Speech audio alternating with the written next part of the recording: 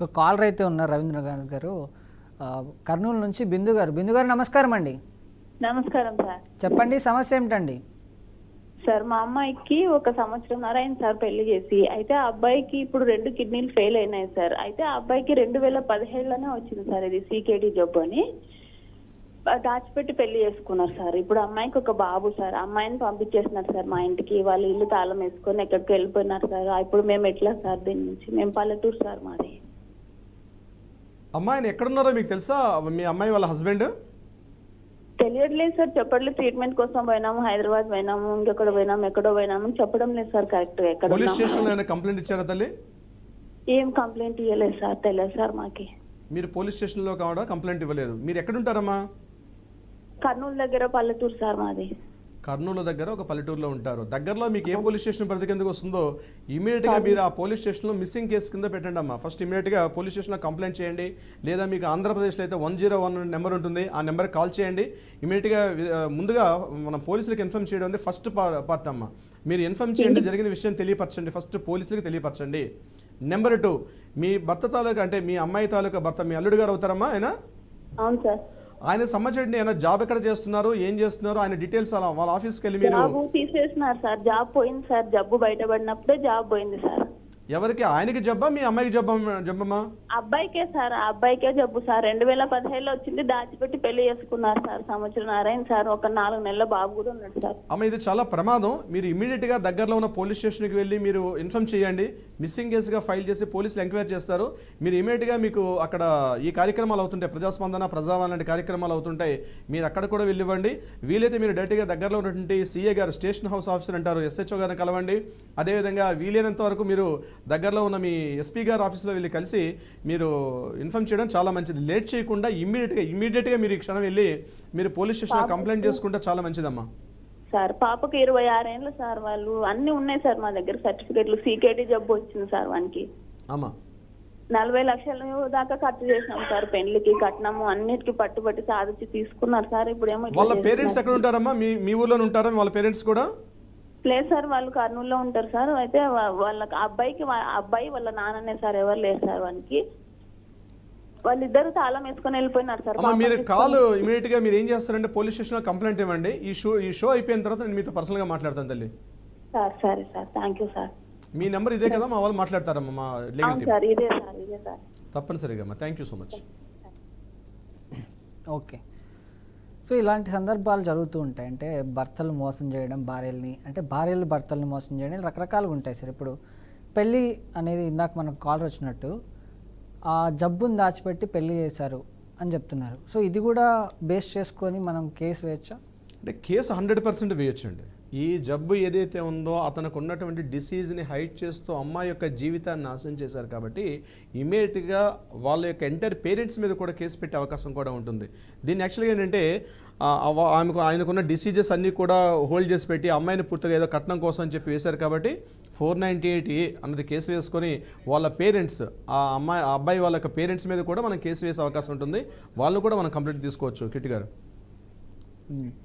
అంటే ఇలాంటివి జరిగినప్పుడు కానీ లేకపోతే భార్యాభర్తలు, ఇప్పుడు ఇద్దరు భార్యాభర్తలు ఉన్నారు, గొడవ పడ్డారు, కానీ కలిసి ఉండాలనే ఉంది, బట్ కలిసి ఉండలేకపోతున్నారు. ఇలాంటి సందర్భాల్లో కోర్టు తీర్పులు కానీ లేకపోతే జడ్జి గారి రియాక్షన్ కానీ ఎలా ఉంటుంది? జనరల్గా ఏం చేస్తారంటే ఇటువంటి వివాదాలు, భార్యాభర్తల మధ్య వచ్చిన వివాదాలకి ఇమీడియట్గా రాగానే ఓకే కమాన్ రండి అని చెప్పి డివోర్స్ ఇవ్వడానికి కోర్టులు సిద్ధంగా ఉండవండి.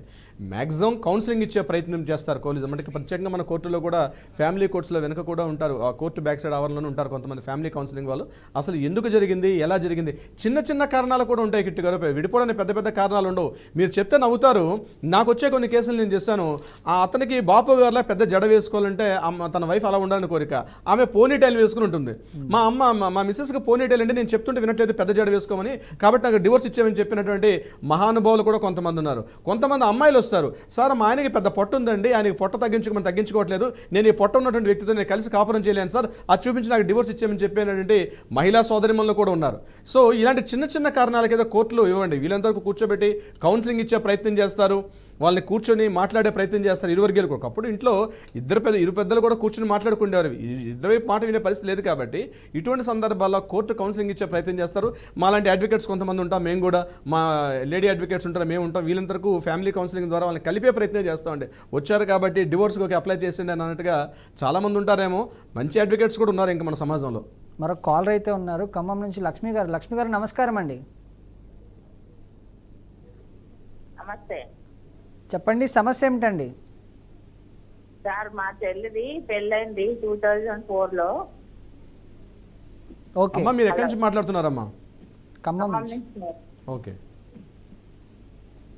సార్, మా చెల్లిది ఆర్టీఓ, ఆయన కరీంనగర్ లో ఆర్టీఓ ఆఫీస్ లో జాబ్ చేస్తాడు. ఉమ్, ఆయనకి ఫస్ట్ వైఫ్ 3 పిల్లలు ఉన్నారు. ఉన్నాక ఆమె మట్టి సున్నితం లేదు, ఆమె హెల్త్ బాగాలేదని మా చెల్లిని చేసుకున్నారు సార్. ఓకే, చేసుకున్నారు. 2001లో ఆయన చనిపోయింది సార్, హార్ట్ అటాక్ వచ్చి. మా చెల్లికి ఒక పాప. చెప్పండి అమ్మా. ఫస్ట్ భార్యకి 2 కొడుకులు ఉన్నారు. ఈ భార్యకి ఇప్పుడు ఒక పాప ఉంది. అంటే ఇప్పుడు మీ అమ్మాయి రెండో భార్య అమ్మా? ఈ అమ్మాయి రెండో భార్య. అంటే ఫస్ట్ భార్యకి అఫీషియల్ డివోర్స్ జరిగిందమ్మా? ఈరోజు జరగలేదు. ఆమె మతి సున్నితం లేదు, ఆమె హెల్త్ బాగలేదు అని చెప్పి మా చెల్లిని చేసుకున్నారు సార్.